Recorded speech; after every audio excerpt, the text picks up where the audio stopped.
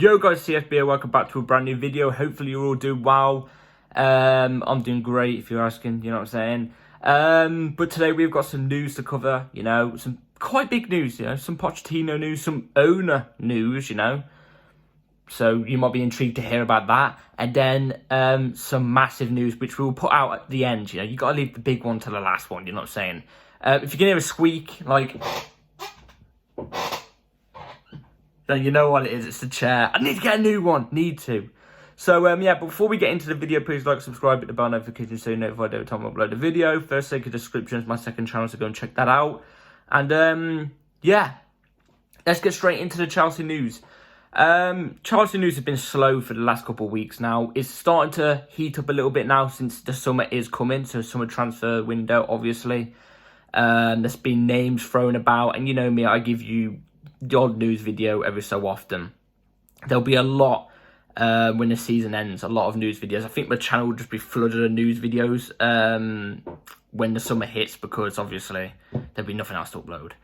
But let's start off with the ownership news that we actually got here first. Just a little insight on what the owners are currently thinking and a little bit of an insight to what they are like right now. So here we go. Chelsea owners are said to be reflective on mistakes made. It is accepted that it might have been better to retain Tuchel for a season, even though it would never work long term.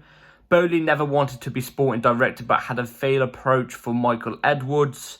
There is a feeling that they overcompensated in appointing Graham Potter because he was so adept at working their executives and owners, with the executives and the owners.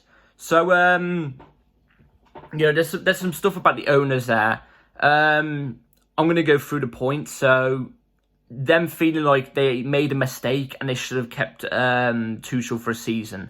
Now, I completely agree. I think, let's not lie here, Tuchel should be in the job right now. He still should be.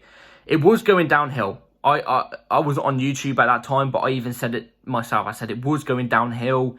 There was stuff going on in his personal life that was adapting and making a take on his football stuff, and it wasn't going well. But you could say also Tuchel got stuff wrong. Keeping Gallagher was wrong. He wanted to sell Colwill, and look how well Colwill's doing at the moment. And he's fully going to come back soon. And he's a superstar, you can just tell. Tuchel wanted him gone. Tuchel wanted Ian Mason, or whatever you call him, Ian Matson. He wanted him gone or stuff like that. He got some stuff wrong, but let's not lie. On the pitch, the guy was a tactician, brilliant. And obviously, the owners thinking it wouldn't work long term. Yeah, there's been clashes between the owners and Tuchel. I think it's clear and obvious. Overcompensating for Graham Potter as well. They have not made that mistake this time. They have not put Pochettino on a 5-year deal. They've put him on a 3-year deal. Go back to the normal routes. So at least they've learned from that. It's a learning curve for these owners. Let's be real. From that whole text, it's a learning curve. That first year was a learning curve. We all knew full well, look, even though they spent the dosh, we weren't going to get a Roman Abramovich too, was we? Roman was a serial winner. You come in and you win. If you don't win, you're sacked. That's it. We wasn't going to win a Premier League in our first season with the new owners. We just wasn't. And we won't win it next year either, But we will win stuff. We will win big stuff with these owners. I already know it. And these owners will be successful with us. I already know it. We will be one of the best teams in the world in the next couple of years. We've got the squad. We just need the manager. And, we've got the manager now, but is he the right guy to lead it? We'll have to wait and see.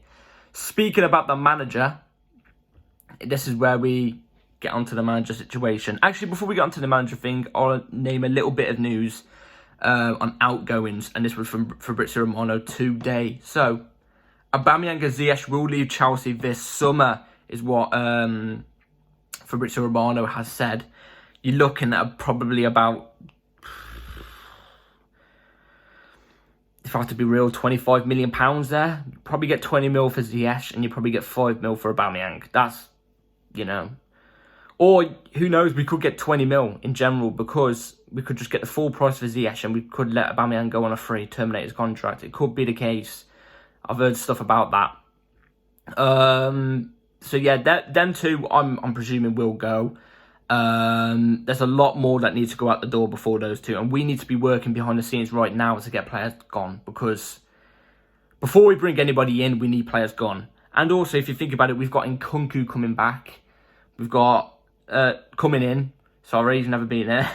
Gusto coming in. Santos coming back, and Ian Mason, if Pochettino wants him to stay, coming. So we've got a lot of selling to do. So now let's get into the manager situation, Pochettino, and yeah, let's take it away. Chelsea are working with Pochettino on recruitment with Lautaro Martinez, Declan Rice, Emiliano Martinez, and Alexis McAllister are targets.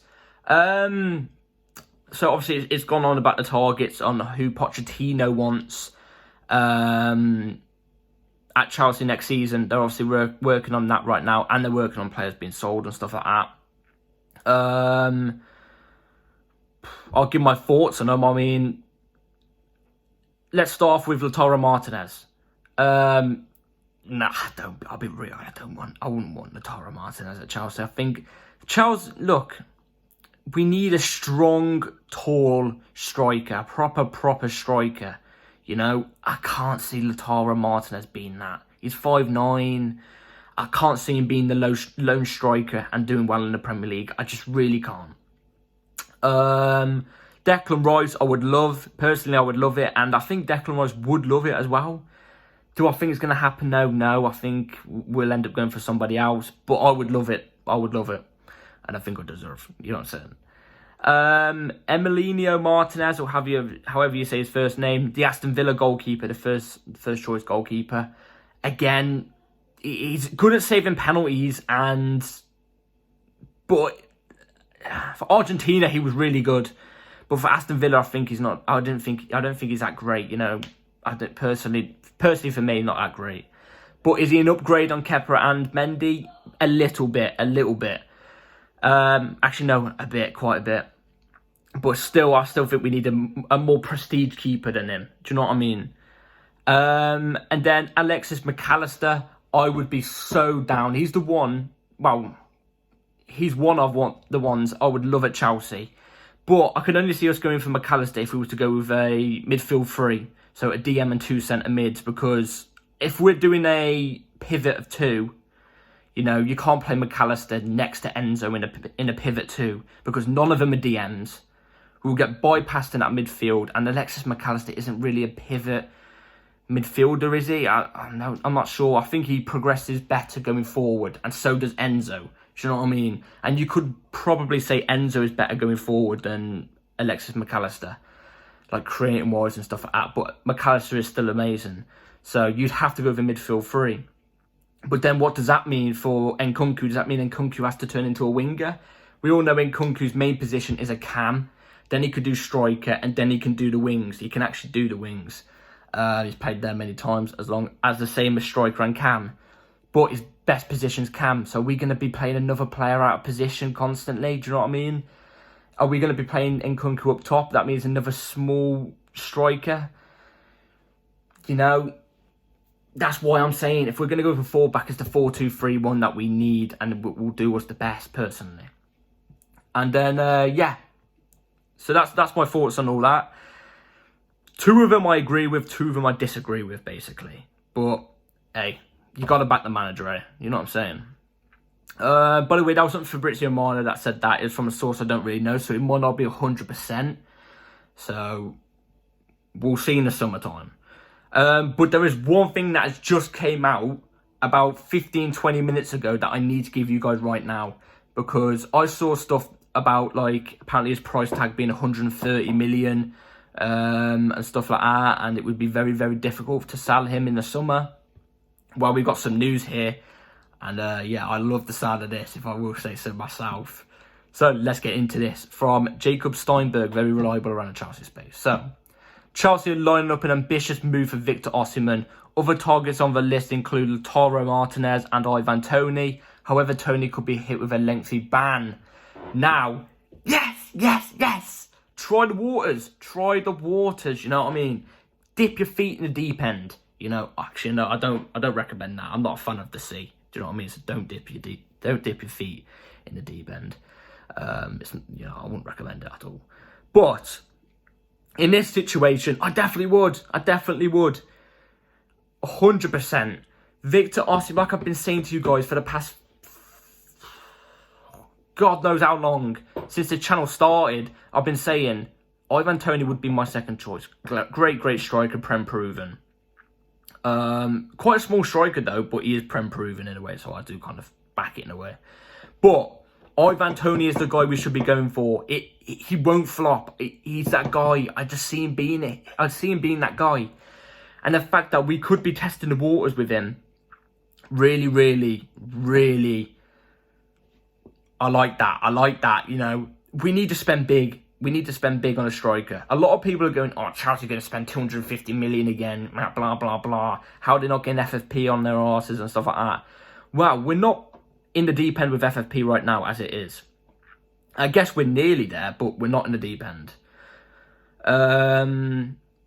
But us selling a load of players as well will give us extra, you know, cashola. You know what I'm saying? Extra money to our bank account, which we're not even in FFP right now, which will give us more to spend, and we should have a little bit more profit as well after it. So chuck 90 million at Osimhen. Do you know, I would tell Chelsea, chuck 70 million plus Lukaku at it to start. See what they say, because you could probably say Lukaku's a 35 million pound player right now.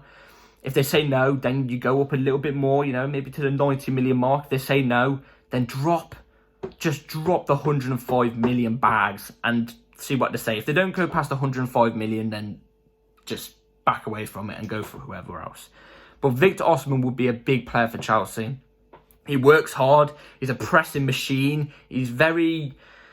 I've said this about Osimhen before. He's somebody with a lot of skill. Like, he's not like Lukaku, who, you know, you don't really see him turn past players and go past players and stuff like that much, really. Osimhen is that type of guy, you know. He's very...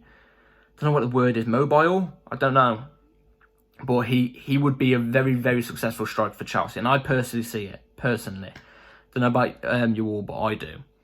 And he would work with the Pochettino style of football as well. Pochettino does a lot of pressing. It's a lot of pressing, hard work, energy. You need a lot of energy. And Osimhen's that guy, you know. And I think he would love it at Chelsea. You know, he's a Chelsea fan, I'm pretty sure.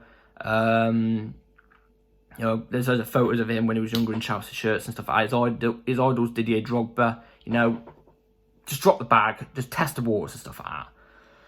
So, yeah, I wonder when we're going to put the money down for him or test the move. I don't know. Probably will be summer. But Osimhen's a very wanted man. Obviously, there's United after him. There's Bayern Munich after him, PSG. So we've got a lot of work there to do. We're going to have to drop a lot more money than those other clubs because we've got no Champions League. Do you know what I mean? So, yeah. That's it for today's video, guys. Hope you've all enjoyed. Quick little news, catch up and everything. Some big news like the Osimhen news and who Pochettino wants at Chelsea. So, yeah, let me know in the comments down below what you all think about the news I give you all today. And, yeah, please like, subscribe. Have a good rest of your day. That's less of it. And, yeah, take care. Peace.